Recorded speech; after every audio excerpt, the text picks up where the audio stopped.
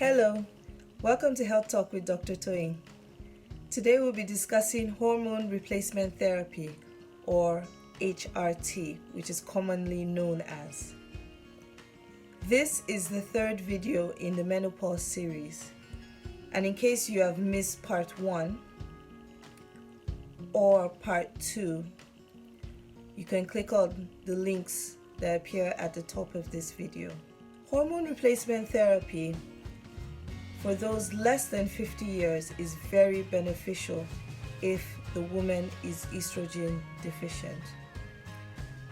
Between 50 and 60, it is beneficial. Between 60 and 70, the risks are equal to the benefits, so you must tailor the treatment according to the individual. Above 70 years, the risks are more than the benefits, so it is advisable not to start hormone replacement therapy at this stage. And if a woman started before this time, it's good to review it at this stage. The menopause is characterized by depletion in estrogen levels. Because of this, hormone replacement therapy is basically replacing estrogen into the woman's body. It is similar to contraception, but contraception produces higher levels of estrogen, which tries to prevent ovulation. Meanwhile, hormone replacement therapy has the hormone levels at about the same level as what is in the body. The choice of hormone replacement therapy will depend on, one, if the woman has a uterus or womb or not. If the woman has a uterus, she will need to have a progesterone component to the hormone replacement therapy. And this can come in the form of pills or implants or hormone coil, commonly known as Mirena.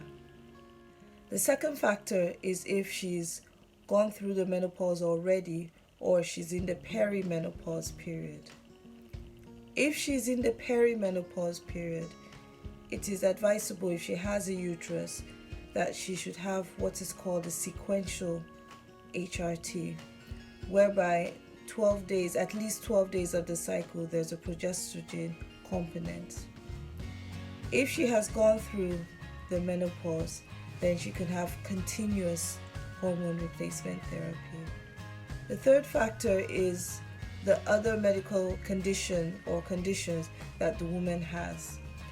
Things like personal history of deep vein thrombosis, or even a family history of deep vein thrombosis, past history of breast cancer, or any other medical condition might make HRT contraindicated in certain women. Another factor is the type of HRT that the woman wants, whether it be oral in the form of pills, or patches, or implants, or used as intravaginal creams or pessaries. I would advise, if you want to get hormone replacement therapy, please consult your medical professional.